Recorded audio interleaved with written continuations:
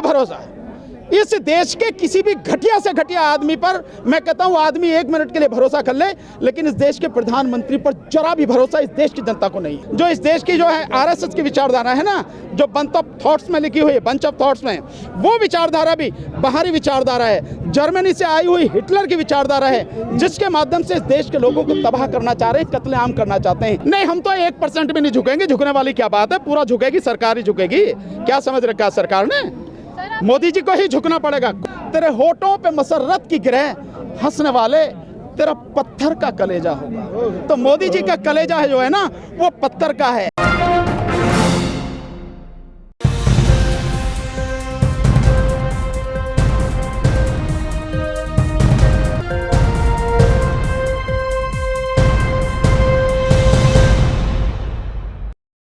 किसान आंदोलन में भानु प्रताप हमेशा और अक्सर हमें अपनी आवाज़ को बुलंद करते आए हैं, लगातार सरकार की नीतियों का विरोध करते आए हैं। प्रधानमंत्री सदन में खड़े होकर बोल रहे हैं कि कुछ आंदोलन जीवी आंदोलन में घुसने का बहाना ढूंढते हैं। क्या कहना चाहेंगे उस पर? नहीं, आंदोलन जीवी या आंदोलन करने वाले लोगों को आंदोलन में घुसने का बहाना ढूंढने की ज़रूरत नहीं है। जब भी ऐसी परिस्थिति देश के सामने आएंगी कि जिस पर सरकार ध्यान नहीं दे रही है और उससे देश का नुकसान हो रहा है, तो आंदोलन होगा। आंदोलन करने वाले निकल कर आएंगे और आंदोलन करने के लिए, आंदोलन में साथ आने के लिए कहीं किसी की परमिशन की ज़रूरत हो रही है। संविधान ने अधिकार दिया है, उस अधिकार का सदुपयोग करते हुए आंदोलन जीवी जो लोग हैं, आंदोलन करने वाले लोग हैं, वो अपनी जिम्मेदारी निभाते हैं।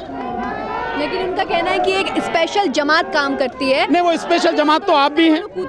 देखिए, जिस स्पेशल जमात की बात कर रहे हैं वो मेरे जैसे लोगों को, जो एडवोकेट हैं, जिनकी जिम्मेदारी है। मेरा केवल वकील होना सिर्फ ये नहीं है कि मैं रोजी रोटी कमाने के लिए हूँ, कि अपने बच्चों को पालने के लिए हूँ। वकील होने का मतलब ये है कि देश के सामने कभी ऐसी स्थिति आती है कि जब कानून की जो चीज़ें हैं, बारीकियां हैं, अगर लोगों को नहीं पता लग पा रही हैं, उनको बताना, अपनी जिम्मेदारी निभाना, संविधान की रक्षा करना, ये भी एक वकील की जिम्मेदारी है। एक पढ़े लिखे होने के नाते, वकील होने के नाते ये उसकी जिम्मेदारी है। दूसरा, जैसे आपकी जिम्मेदारी है, आप पत्रकार हैं, आप पत्रकार हैं और लोगों की जो सच्चाई है, जो लोगों के दुख दर्द हैं, आंदोलन की जो बिल्कुल जो हकीकत है, वो लोगों तक पहुंचा रही है, आपकी जिम्मेदारी है। तो ये आपके लिए, मेरे जैसे लोगों के लिए, प्रोफेसर्स के लिए, डॉक्टर्स के लिए, सामाजिक कार्यकर्ताओं के लिए, राजनीतिक कार्यकर्ताओं के लिए, सबके लिए मोदी जी गाली देने की कोशिश कर रहे हैं। लेकिन आंदोलन जीवी शब्द जो है, मैं समझता हूं ये भारत रत्न से कम नहीं है उन लोगों के लिए जो आंदोलन करने वाले लोग हैं। ये एक सम्मान की बात है। हाँ, इसके साथ में जो परजीवी जोड़ा है वो निश्चित रूप से अपमान वाली बात है, और वो जो अपमान कर रहे हैं वो सबसे पहले अपने बीजेपी के लोगों का अपमान कर रहे हैं। बीजेपी के जितने भी इस समय जो हैं सांसद हैं या मंत्री हैं, जो लोग आंदोलन करते रहे, उसमें एक का नाम लेने की जरूरत नहीं किसी के भी, जो भी लोग आंदोलन पहले करते रहे, वो चाहे जो डीजल के ऊपर आंदोलन रहा हो, पेट्रोल के ऊपर रहा हो, चाहे वो आपके रसोई गैस के लिए आंदोलन रहा हो, या और किसी भी तरह की जो बातों पे आंदोलन किया, बीजेपी आंदोलन करके ही यहाँ तक पहुँची। अन्य आंदोलन में आरएसएस और बीजेपी सारे के सारे शामिल थे, तो उन्हें क्या कहेंगे? ये उन सब लोगों का अपमान है। ये जो आडवाणी जी हैं, जिनकी बदौलत जो है मोदी जी यहाँ बैठे, ये आडवाणी जी का अपमान है। क्योंकि 1989 में जो आंदोलन शुरू किया, उन्होंने रथ यात्रा निकाली, वो आंदोलन ही तो था। अब आप उनको परजीवी कहो, ये निश्चित रूप से उनका अपमान है। आपका जो जितना भी अयोध्या का आंदोलन चला, वो क्या कहेंगे आप उसे? 1974 में मोदी जी ने नवनिर्माण आंदोलन जो छात्रों ने शुरू किया गुजरात में, उसमें शामिल हुए, क्या कहेंगे उसे मोदी जी? उसे भी यही कहेंगे। लेकिन मोदी जी जो शब्द इस्तेमाल करते हैं, दिक्कत ये है कि वो लोगों का अपमान करने में उनको जरा भी शर्म नहीं आती है, उन्हें लज्जा नाम की चीज़ नहीं आती है। उनका मानसिक संतुलन इस कदर बिगड़ चुका है कि किसी भी तरह से, चाहे जैसे भी हो, देश के लोगों का, देश के जो नागरिक हैं, उनका अपमान करने में उन्हें जरा भी झिझक नहीं। ये सबसे बड़ी दिक्कत है। तो ये कह के वो देश के लोगों का अपमान कर रहे हैं, आंदोलन करने वाले लोग हैं उनका अपमान कर रहे हैं। परंतु बार बार वो यही आश्वासन दे रहे हैं। कल भी उन्होंने सेम चीज दोहराई कि एमएसपी था, एमएसपी है और एमएसपी रहेगा। उसके बाद बातचीत का जो रास्ता है वो हमेशा किसानों के लिए खुला हुआ है। नहीं, यहाँ कोई मांग ये बात कर रहा है कि एमएसपी रहेगी, इसकी मांग किसान कर रहे हैं। किसानों का बहुत सीधा सा है, तीनों कृषि कानून ये वापस हों और एमएसपी को कानूनी दर्जा मिले, ये मांग है किसानों की। एमएसपी है, एमएसपी थी, एमएसपी रहेगी, तो फिर ये भी पूछना चाहिए मोदी जी से सवाल, अगर एमएसपी है तो इस देश के केवल 6% लोगों को ही एमएसपी क्यों मिल रही है, 94% लोगों को क्यों नहीं मिल रही? एक बात, अगर एमएसपी है तो एमएसपी जितनी आपने घोषित कर रखी है उतनी क्यों नहीं मिल रही? क्योंकि 1975 आपने घोषित करी, 50 रुपए अभी बढ़ाए हैं गेहूं पे, एमएसपी मिल रही है किसानों को, किसी को भी नहीं मिल रही गेहूं पे एमएसपी जो है, जो थोड़े बहुत लोग थे उनको मिल गए, उसके बाद में बाकी जो किसान है ओपन मार्केट में उसी गेहूं को 1500 रुपए 1400 रुपए तक बेचने पर मजबूर है। इसके अलावा एमएसपी आपने मक्का की घोषित की है 1850 रुपए, मिल कितनी रही है? एमएसपी किसी को, किसान को नहीं मिली मक्का की, 700 रुपए 800 रुपए 900 रुपए क्विंटल में जो किसान का जो है मक्का जो है वो बिक रही है। और इसके अलावा जो धान है, धान पे आप बिहार में जाइए, बहुत बड़ा राज्य है, बिहार में 1868 आपने जो घोषित कर रखी है 900 रुपए से लेके 1100 रुपए में आपका धान जो किसान का धान बिक रहा है। एमएसपी घोषित करने से मतलब नहीं है, एमएसपी लोगों को मिले इससे मतलब है। और एमएसपी आप 23 फसलों पर घोषित करते हो लेकिन मिलती मात्र 2 फसलों पर है। हम चाहते हैं कि एमएसपी जो स्वामीनाथन कमीशन की सीटों है उस पर 1.5 गुना हो, 50% फालतू हो। मतलब यह है कि आज की तारीख में जो एमएसपी है सरकार की घोषित, उससे 1.5 गुना एमएसपी घोषित आप करें और उसको कानून बनाएं कि 23 की 23 फसलों पर एमएसपी मिलेगी, केवल 2 फसलों पर नहीं, सभी 23 फसलों पर मिलेगी। हम इसके लिए चाहते हैं, ये कानून चाहते हैं। ये कहने से नहीं होती, ये जुमलाबाजी पता नहीं क्या क्या करते हैं। ये तो वैसे ही कर रहे हैं ना कि जैसे होता कि चाइना पे जो वो चाइना ने जो हमारे 20 हमारे जवान शहीद हुए, उसमें कहा था कि ना तो हमारी सीमा में कोई घुस आया है, ना कोई घुसा हुआ है, ना ही हमारी कोई पोस्ट उनके कब्जे में।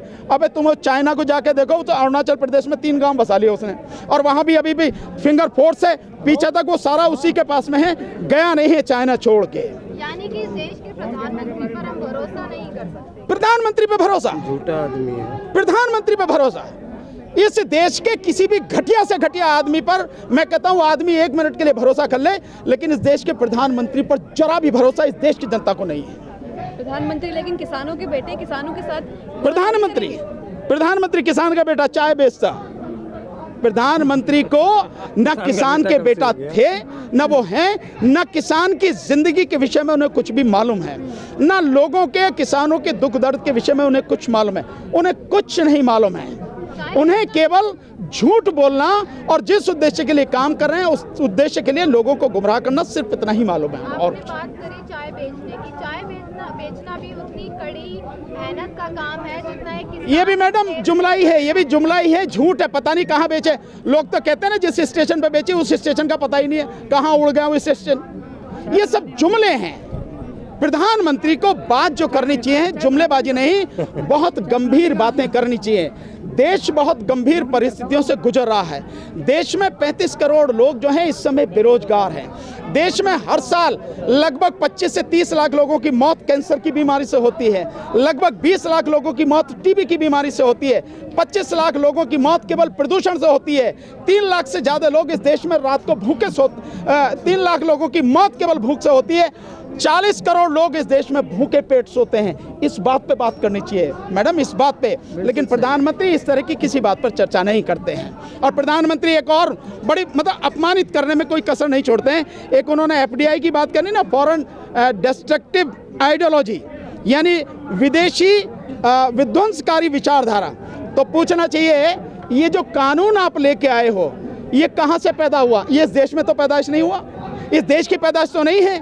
ये कानून विदेशी ही है ना, ये अमेरिका और यूरोप में लागू किया गया, वहाँ से आया है ना, ये आईएमएफ के माध्यम से आया है ना, ये वर्ल्ड बैंक के माध्यम से आया है ना।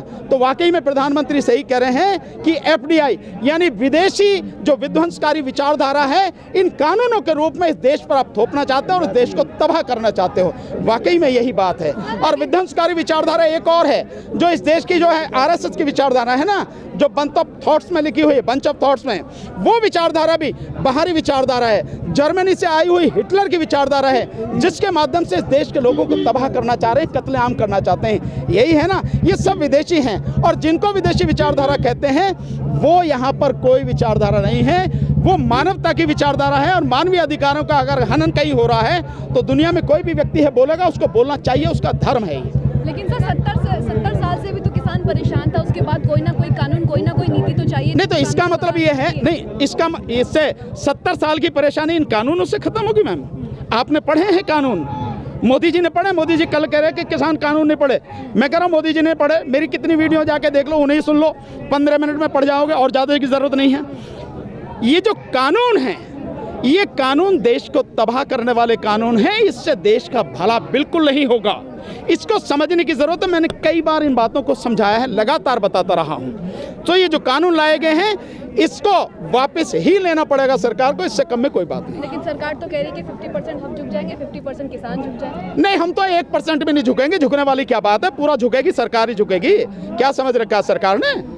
मोदी जी को ही झुकना पड़ेगा, कोई नहीं झुकेगा किसान में से। सर आप देखेंगे जब राकेश टिकैत जी हुए तो कई जगह ये दर्शाया गया कि कमजोर पड़ गए हैं टिकैत जी, परंतु कल संसद में जो हुआ, चाहे मैं कहूँ कि प्रधानमंत्री जी के भी कहीं ना कहीं वो इमोशनल हो गए, उससे क्या तात्पर्य? नहीं, इमोशनल कहीं प्रधानमंत्री कभी इमोशनल नहीं होते। देखिए, प्रधानमंत्री तो हंस के अपमान करते हैं, लोगों को अपमानित करते हैं। और एक शेर मुझे याद आ रहा, जब वो संसद में हंस रहे थे, ये जो शब्द इस्तेमाल कर रहे थे, जो कह रहे थे आंदोलनजीवी, परजीवी, तो बड़ी कुटिल मुस्कान से हंस रहे थे। तो मुझे एक शेर याद आ रहा है, वो शेर मैं सुना तो मेरा नहीं है, किसी बड़े अच्छे शायर का शेर है, पर वाकई में इस समय के लिए बड़ा मौजूद शेर है। वो कहते हैं कि इस सदी में तेरे होठों पे मसरत की गिरह, यानी तेरे चेहरे पे ये मुस्कान है ना, इस ऐसे समय में, इस सदी में तेरे होठों पे मसरत की गिरह, हंसने वाले तेरा पत्थर का कलेजा होगा। तो मोदी जी का कलेजा है जो है ना, वो पत्थर का है। राकेश टिकैत जी का कलेजा पत्थर का नहीं है। उनके दिल में किसानों की संवेदना है, किसानों के प्रति संवेदना है, उनके प्रति दर्द है। और उनके उस दर्द का चमत्कार ये है कि पूरा उत्तर प्रदेश यहाँ खड़ा है, पूरा हरियाणा यहाँ है, गुजरात में, राजस्थान में, हर जगह हलचल है। तो आंसुओं में इतना दम है, लेकिन जिसका दिल ही पत्थर हो, जिसकी मानसिकता ही दूषित हो गई हो, उसके आंसू क्या होंगे और आंसू में क्या होगा? वो तो होंगे भी तो घड़ियालू आंसू होंगे और कुछ नहीं होगा। अब दीप सिद्धू को भी गिरफ्तार कर लिया गया है, बहुत अच्छी बात है। कहीं ना कहीं ये बात साबित हो गई है, जो सभी लोग कह रहे थे कि वो बीजेपी के ही हिस्सा रहे हैं। नहीं तो इसमें क्या दिक्कत है? बीजेपी ने क्या अपने नेताओं की बलि नहीं चढ़ाई है? भूल गए हैं क्या आप? बीजेपी का इतिहास है पूरा। अगर नहीं है तो गुजरात के दंगों से आप जाके देख लो। हरेन पांड्या कौन थे? जानते नहीं? हरेन पांड्या जो वहाँ के गृह मंत्री थे, वहाँ के गुजरात के, जब ये चीफ मिनिस्टर थे, बलि चढ़ी नहीं चढ़ी उनकी? ऐसे कितने ही लोग हैं। तो चाहे दीप सिद्धू हो या और कोई भी हो, इनकी सत्ता के लिए ये कुछ भी कर सकते हैं। अब क्या लग रहा है सर, आगे क्या होने वाला है? ना किसान पीछे हट रहे, ना सरकार। नहीं, हम देखिए, हमारे पीछे हटने का मतलब नहीं है। किसान के लिए, इस देश के लोगों के लिए ये संघर्ष जिंदगी और मौत का सवाल है।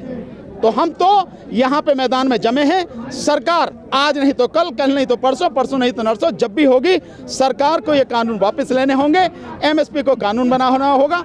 नहीं बनाएंगे, जब तक नहीं करेंगे तब तक हम जमे रहेंगे, तब तक हम लड़ते। लेकिन इतने विरोध के बाद भी योगी जी कह रहे हैं कि उत्तर प्रदेश में योगी सरकार ही बनेगी। वो तो वक्त बताएगा कि किसकी सरकार बनेगी। वो तो आने वाला वक्त बताएगा कि किसकी सरकार उत्तर प्रदेश में बनेगी। चुनावों में ये मुद्दे नहीं, अगर उनकी सरकार की बात है तो दो ही तरह से बन सकती है बीजेपी की सरकार। नंबर 1 ईवीएम और नंबर 2 गुंडागर्दी। गुंडागर्दी के लिए उन्होंने एसएसएफ बना ली है, स्पेशल सिक्योरिटी फोर्स, और ईवीएम है ही उनके पास में। अन्यथा बीजेपी की आप उत्तर प्रदेश तो छोड़ो, अगर मोदी जी इस्तीफा देके दोबारा बैलेट पेपर से चुनाव कराने ना, पहले तो मैं 100 कहता था, 50 सीटें नहीं आने की पूरे देश में। उनकी और पूरी जितनी भी उनकी जमात इकट्ठी हो जाए, सारी पार्टियां इकट्ठी हो जाए, 50 सीटें नहीं आने की उत्तर प्रदेश में। ये हाल आज की तारीख में बीजेपी और मोदी जी का है। तो ईवीएम का क्या किया जाए फिर? ईवीएम से अगर सरकार बन जाएगी तो ऐसे हर बारी जीतते नहीं, ईवीएम को हटाने के लिए लगातार हम लोग भी आवाज उठा रहे हैं और हम चाह रहे हैं कि सब लोग इसके लिए आवाज उठाएं मिलके जो है, क्योंकि ईवीएम जब तक नहीं हटेगी, जब तक बीजेपी को हटाना संभव नहीं है। और जब तक, जिस दिन बीजेपी हट जाएगी, उस दिन बीजेपी उसके बाद फिर कभी सत्ता में आने वाली नहीं। पर आप देखेंगे सर, बॉलीवुड की बात करूं तो कहीं ना कहीं ये लोग अपनी फिल्मों के जरिए प्रेरित करते हैं, पर जब इनकी तरफ से बयान आते हैं कि ये किसान भारत का टुकड़ा करना चाहता है और चाहता है कि चाइना भारत पर कब्जा कर ले, तो ये चीज़ तो बहुत निंदनीय होती है ना। इतिहास पढ़ा है मैडम, इतिहास में विशेषकर आप जो पढ़ेंगे, जो मध्यकालीन इतिहास है, उस मध्यकालीन इतिहास में विशेषकर जो उत्तर भारत का इतिहास है, उसमें राजाओं के दरबार में भांड हुआ करते थे, जिनको चारण भाट भी बोलते थे। उनका काम सिर्फ ये था कि माहौल कैसा ही भी रहे, चाहे जनता कितनी परेशान रहे, लेकिन वो भांड जो होते थे वो अपने राजाओं को खुश करने के लिए सारी कविताएं करते थे और सारी बातें करते थे। तो ये वही भांड है, सारे के सारे कलाकार होने का भ्रम था हमारा कि ये कलाकार हैं, अच्छे लोग हैं, लेकिन ये फिल्मों से पैसे कमा के सरकार की इनकम पर लेकर केवल भांड का काम कर रहे हैं। तो इसलिए जो सरकार की चापलूसी और तलवे चाटने के अलावा दूसरा इनका कोई काम नहीं। जो महाराष्ट्र की सरकार है वो अब उन पर एक्शन लेने जा रही है, नहीं, उसमें दिक्कत राजनीति हुई ना फिर तो। नहीं, उसमें दिक्कत क्या है? अगर भारत सरकार 1178 ट्विटर अकाउंट को बंद करने के लिए ट्विटर को नोटिस दे सकती है, आदेश दे सकती है, तो महाराष्ट्र सरकार भी उन लोगों के ट्विटर की अगर जांच कर रही है जिन लोगों ने ये बातें कही हैं किसानों के विरोध में, और वो चाहती है कि सिर्फ इतना पता लगे क्या इन्होंने सरकार से प्रेरित होकर बात की है, सरकार के द्वारा जो शब्द हैं, सरकार के शब्द हैं, वो इन्होंने कहे हैं अपने अकाउंट के माध्यम से, इतना ही तो जांच कर रही है। होने दीजिए, इसमें क्या है, पता नहीं क्या क्या निकल आया है, क्योंकि आपने टीआरपी का खेल देखा था, उस टीआरपी के खेल से अर्नब की कैसे चैट निकल के आ गई, जिससे पता लगी कि पुलवामा कैसे हुआ, बालाकोट कैसे हुआ, सारी चीजें आ गई आपकी समझ में। तो कोई नहीं लिया गया। नहीं, एक्शन तो लेने वाले वही हैं, करने वाले वही हैं। जब सरकार ही ये सारी चीजें करने वाली है, सरकार ही जो है एफआईआर लिखने वाली है, इन्वेस्टिगेशन करने वाली है, अदालतें उसके हिसाब से काम कर रही हैं, तो कहाँ होगा। लेकिन एक चीज आपको बता दे रहा हूं, जब सरकारें बदलती हैं तो सारी चीजें बदलती हैं। कल अगर सरकार बदल जाए तो ये सारे के सारे केस खुल जाएंगे, सबकी इन्वेस्टिगेशन हो जाएगी, और अगर ढंग का कोई आ गया व्यक्ति, कोई होम मिनिस्टर बढ़िया आ गया, प्राइम मिनिस्टर बढ़िया आ गया, तो मैं समझता हूं जो यूएपीए और एनएसए जो लग रहा है ना, ये सारे उसके अंदर, उसके साथ में सब अंदर होंगे, कोई बचेगा नहीं। सभी अहम खबरों के लिए न्यूज़ MX को सब्सक्राइब करें, साथ ही बेल आइकॉन को जरूर दबाएं। लाइक, शेयर, कमेंट करना ना भूलें।